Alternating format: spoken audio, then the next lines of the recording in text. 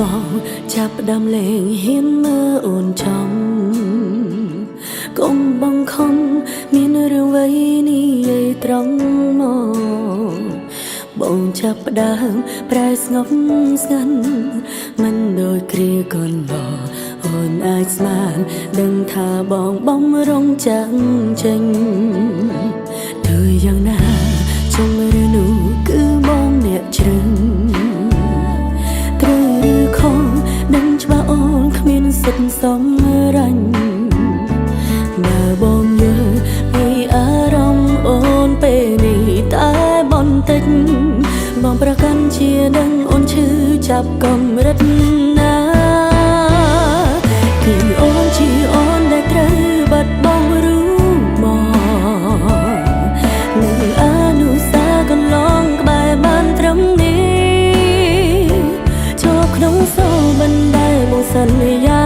អ្នកណាកុំដកអូនពេលនេះភាពរីរីបងកំពុងមានគឺគ្មានរូបអូនគឺអូនជាអូនដែលត្រូវឈឺចាប់រីងរៃអូនគ្មានអន្ធីពលអ្វីអាចខាត់ខាំងបងថាបងត្រូវការសេរីភាពបងថាចង់ធ្វើតាមបេះដូងអូនមិនត្រឹមប្រើពាក្យលួងលោមសម្រាប់ខ្លួនឯង